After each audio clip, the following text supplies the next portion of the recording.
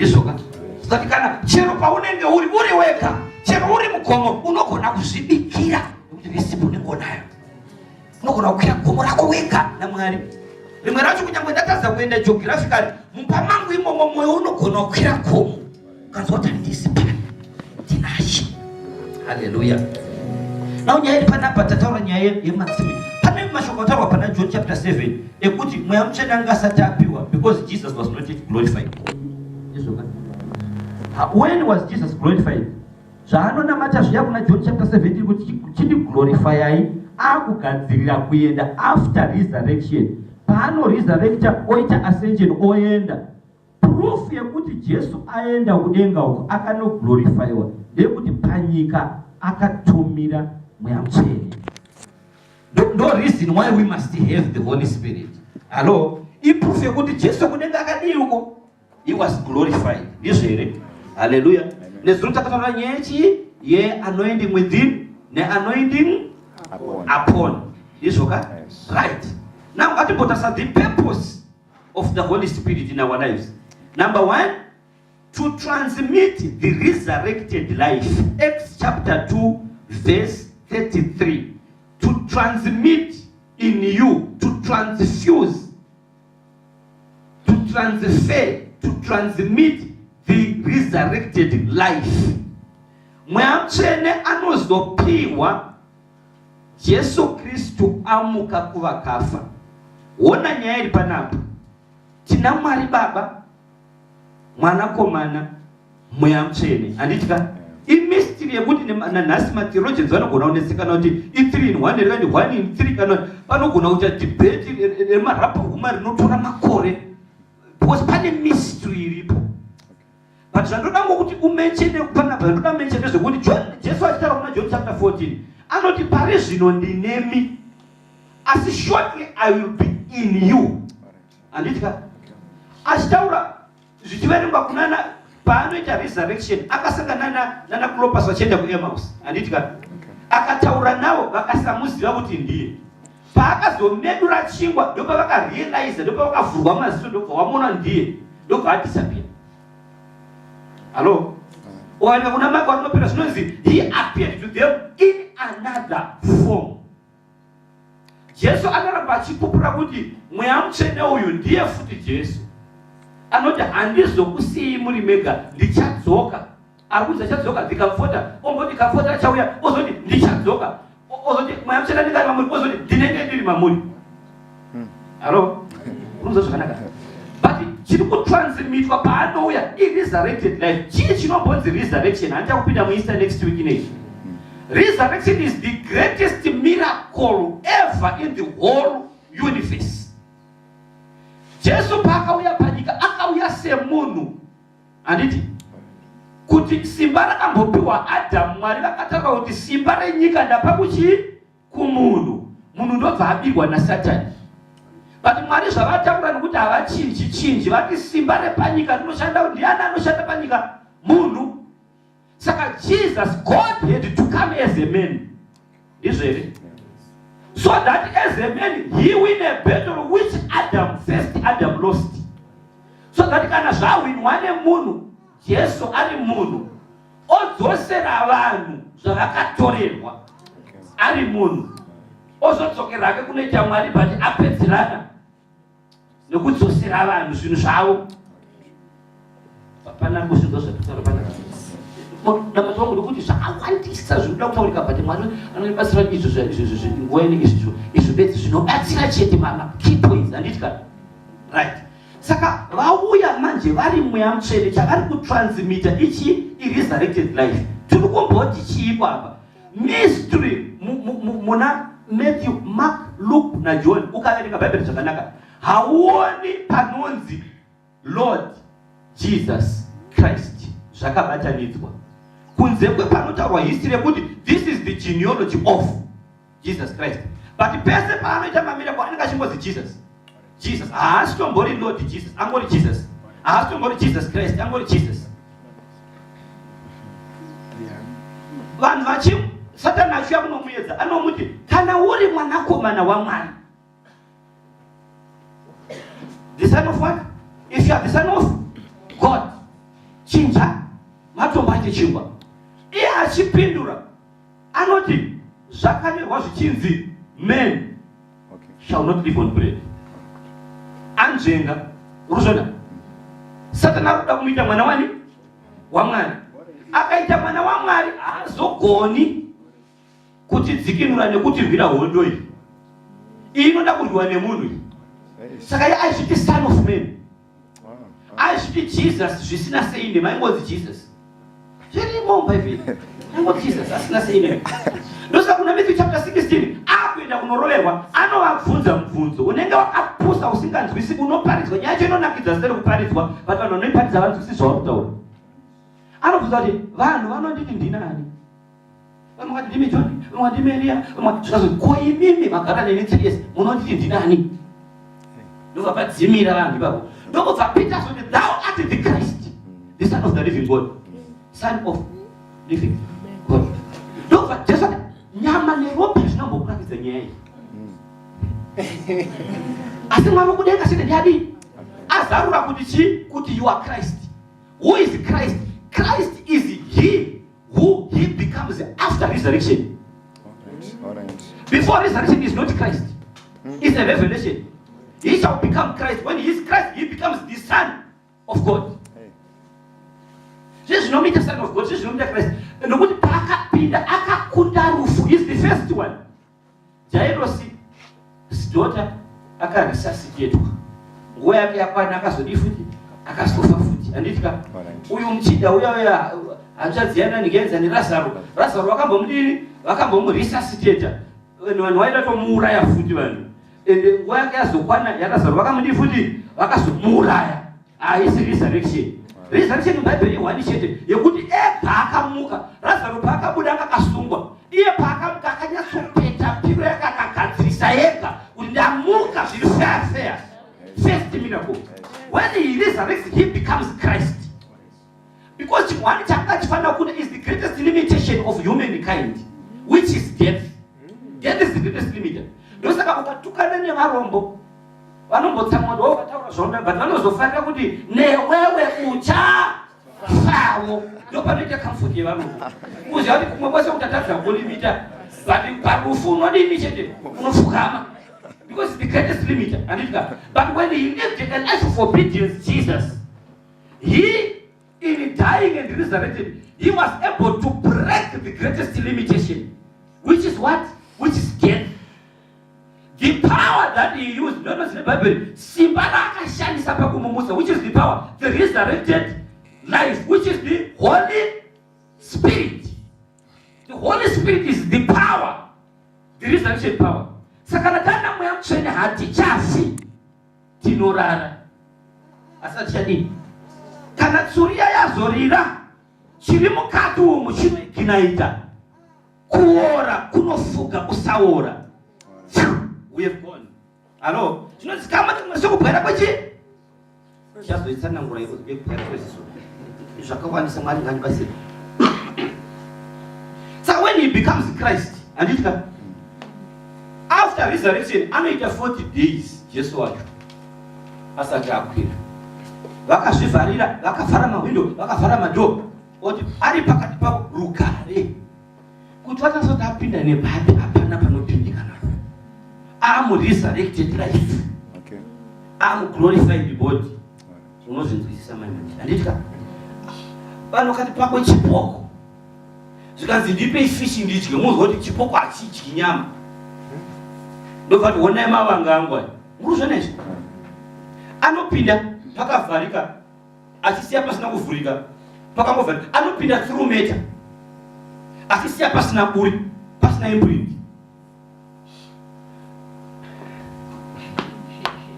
Kumakuhaku ya Mary paakamuona zvinozi vanapita vakapinda vakaona hembe vakadi vakaona vakadzokera. Mary paakaona akafunga kuti zegardener anditika ndizvo vakamuona sagardener. Mary aimuziva. Mary akambomuzora mafuta achiri kunzi Jesus. Aitomuziva Mary because aigara pasi petsoka dzakachiteerera vhangeri achiri Jesus asati aresurrected. But aresurrecta Mary akatadza kumuziva because akauya akafamba panyika neakaresurrecta they are two different Jesus.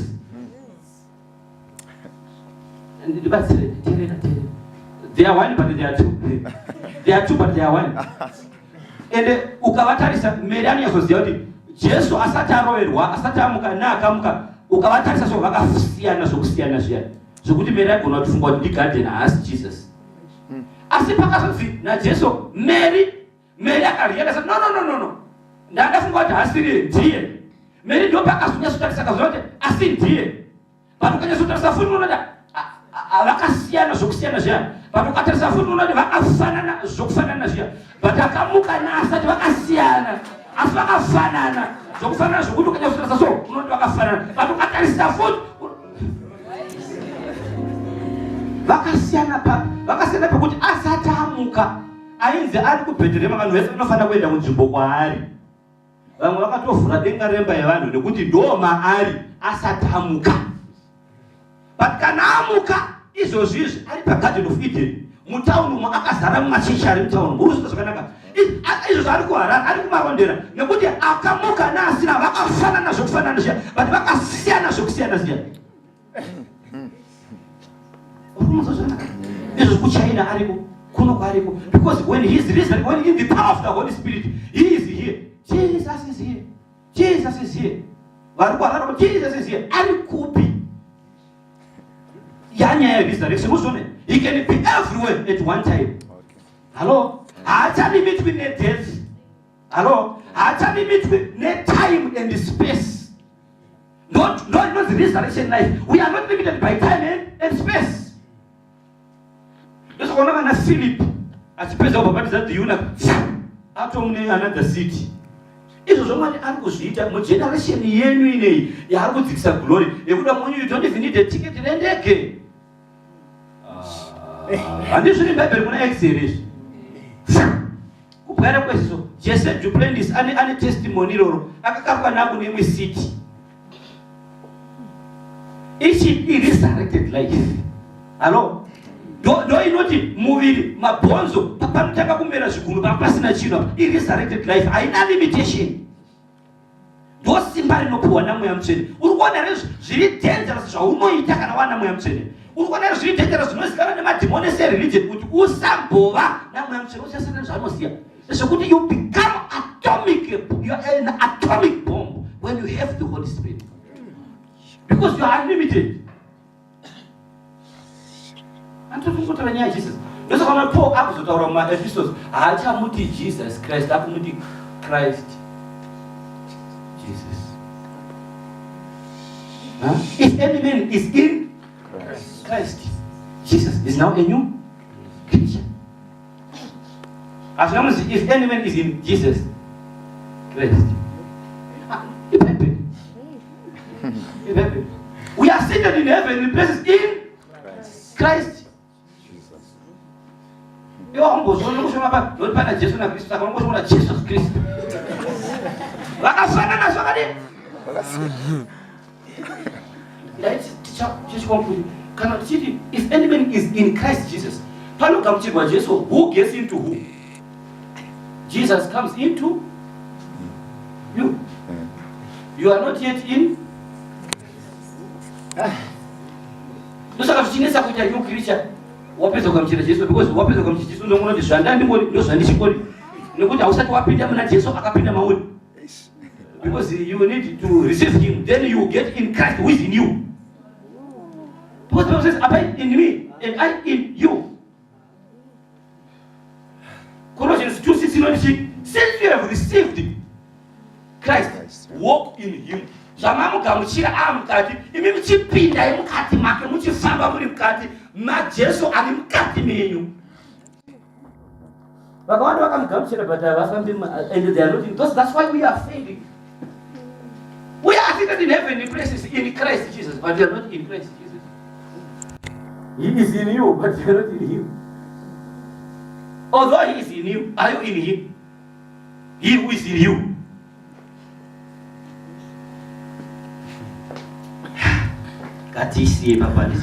Number one, it transmitted the resurrected life. Number two, he dwells in people as life to help us live a holy life. He dwells in people as life. He is life. Resurrected what? Life. To help us to live a what?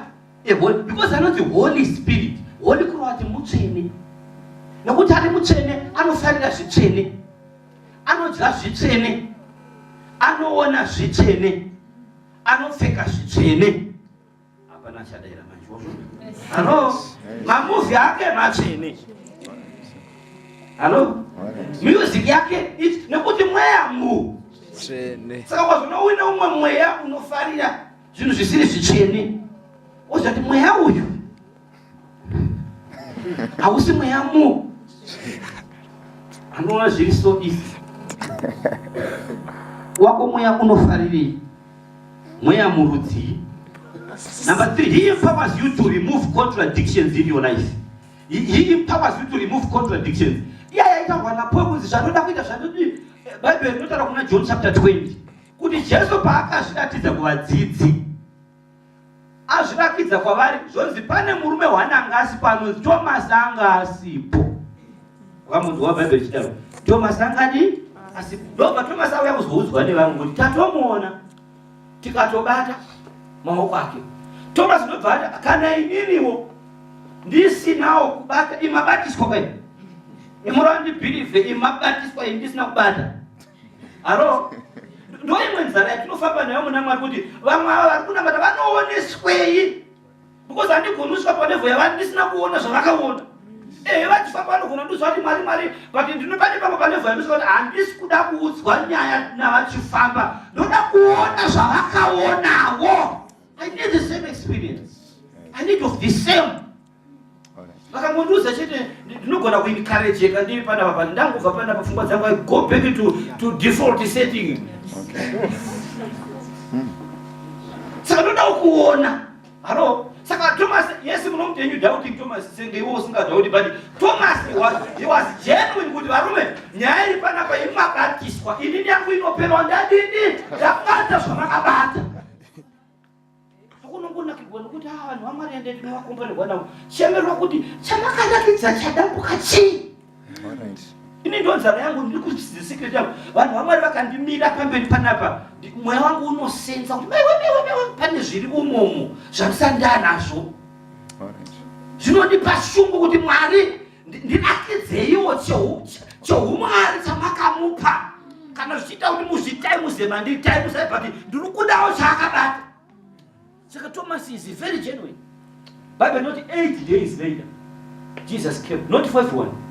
And you know that anodzoka futi. Second chance, not 5-1, but for a doubting Thomas. Yes. And the Bible not Thomas who was called Didymus. What should start with Didymus is nobody. Also, Didymus means twins. Thomas who was called the twins. Munu one. Understand good. My twins, asali one. Nikashauti pano ndikazonzwisa no munhu wese. Pandile for unenge uri my twins. Uri kana umene unenge uri my twins. Umwe mtwini wako anoda zvekona mata. Jesus Christ. Umwe mtwini. Umwe wacho mtwini uzwa utanga kwaro. Pesenero mukasanya sosia kuti ndoutwa masangana naye pane matwins aripo. Mutwini wacho anoda Mwari. Mutwini wacho anofanira pornography. By the way, mutwini wacho anoda zvekunamata. Mutwini wacho anomukachiti kana zvibhaibheri handidi kana kumborifata 3 weeks. Mutwini, yes my twins. Zvinongoita umwe mutwini wacho ndiye anoya kuchechi. Umwe mutwini ndiye anopindurisa amai kumba.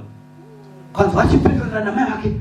Ukamona achipopota unofunga kuti hana mati, ukamona achina mata unofunga kuti hapopoti. Inyaya kuti pane matwins. Anonzwisa nyaya kuti pane umwe mutwins so wausingafariri kuti vanhu vechechi vakuone uri mumodi yake.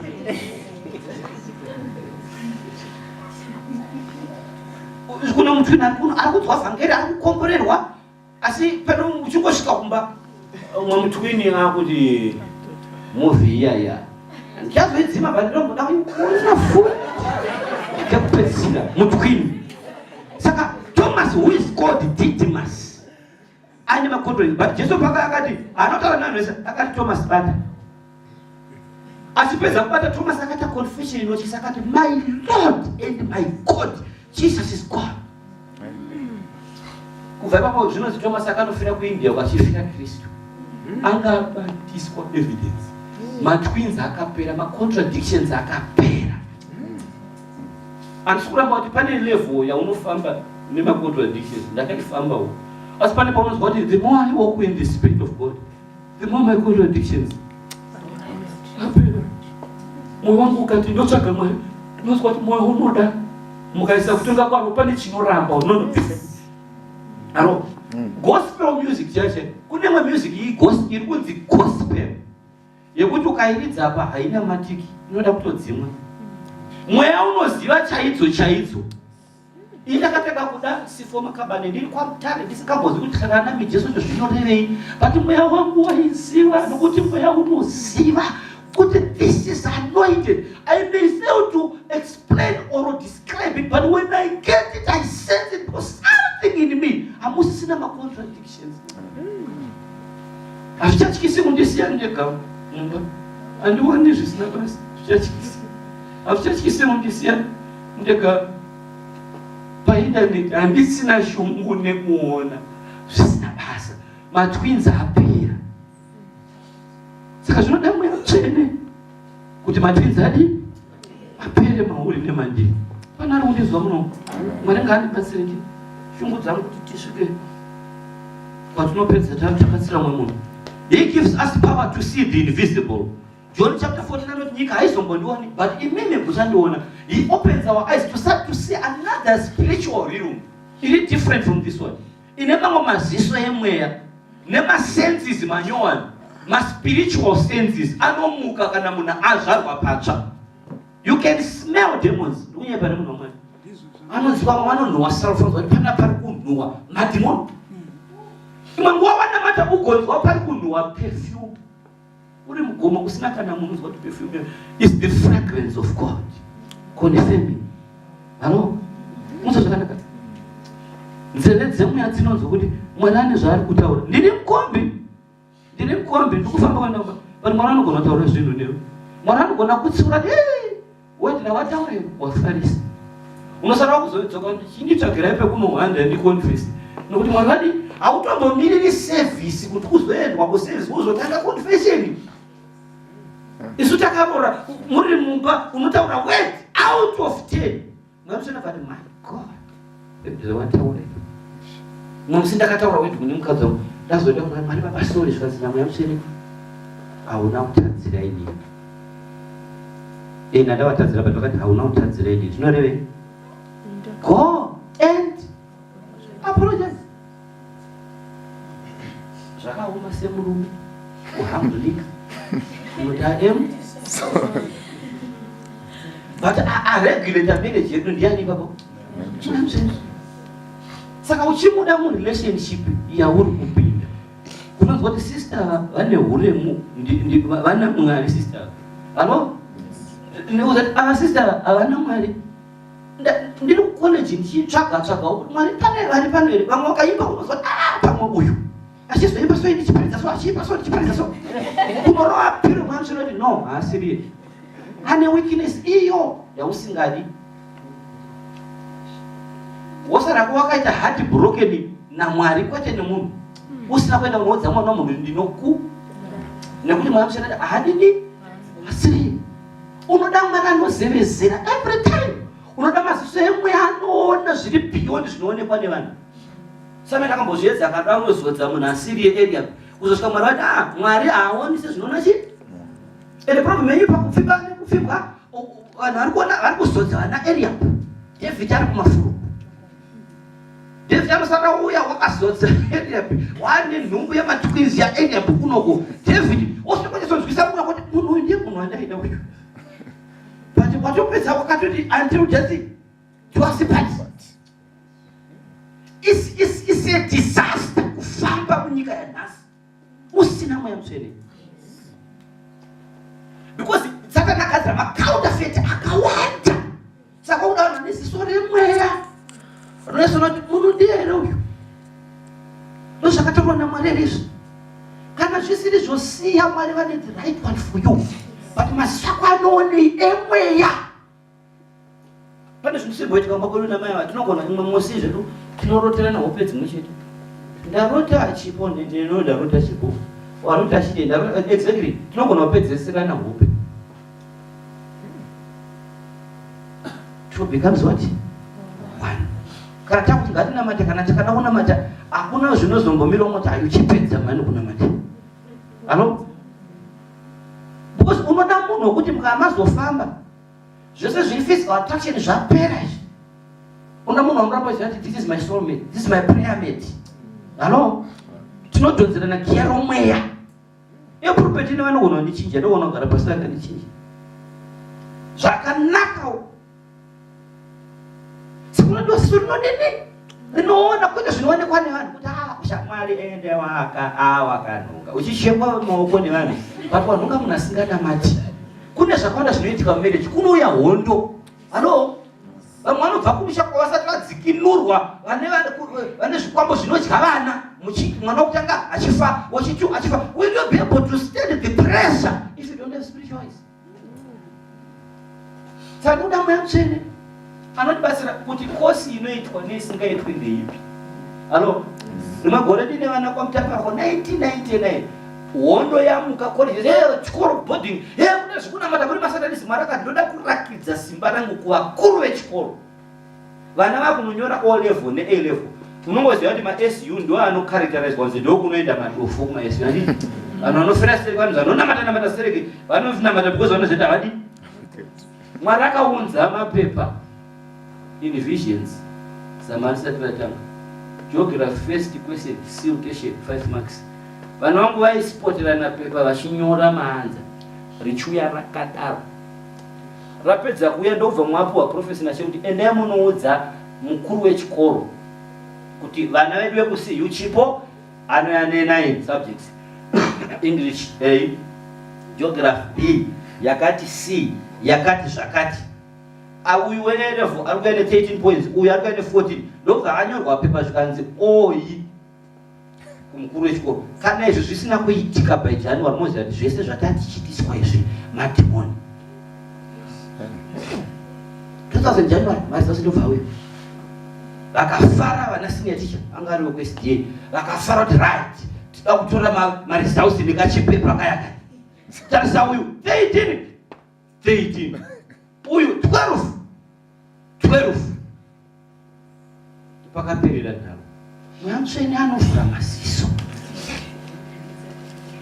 Muzonyagara vanhu anokuvhura maziso agokuudza kuti izvozvi mukana wani muka mavako vatakwa kumusha. Vatakwa. Ndavanika pamwana kakari form 1 kakagamuchira chipo chamweya mutsvene. Kari form 1 baba. Kagotanga kuprofita pachikoro. Kachinhonga vanhu hama dzako dzekumaraini kwenyu kwarusape. Timainingi form 1. Iya uri kuona paTV shamwari pane zvimwe zvatakaona zvinotyisa zvaiitika pachikoro. Anokubata musoro so munhu agokuudza zvese nezvauri kufunga ipapa. Vana vechikoro unfortunately vakawanda vacho vanotadza kunochengeta environment iyoyo, vanobva vabhurwa naSatani nekumitiswa nekudii tasa wabva wanyarara.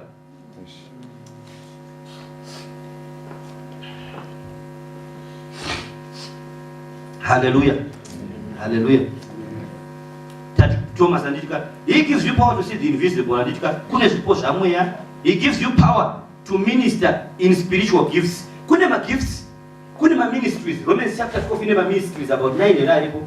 Ma-gifts pane 9 anditika, koita ma-ministries ari pane Romans chapter 12. Kozoita ma-offices ari kuna Ephesians chapter 4.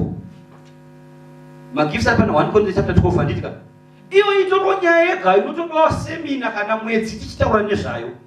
Ndazvinhu zviri kuitika muchechi ndezvekudai so. Hati kutaura nyaya yeprofesi. Anditika kune gift of prophecy. Anditika kune ministry of prophecy. Kune the prophetic office. Anditika then kune spirit of prophecy. Zvinhu zvikani 4 zvakasiyana. Hallelujah. Yes. Rimwe dhenja rinoitika muchechi nderekudai so munhu wamwari. Munhu anorakidzwa zvinhu. Umwe munhu ane word of knowledge full stop. Akauya akapa word of knowledge vanhu vanomuti is a prophet. Iye ane gift, haatomborina ministry, haatomborina office, angorine gift. Umwe angorine word of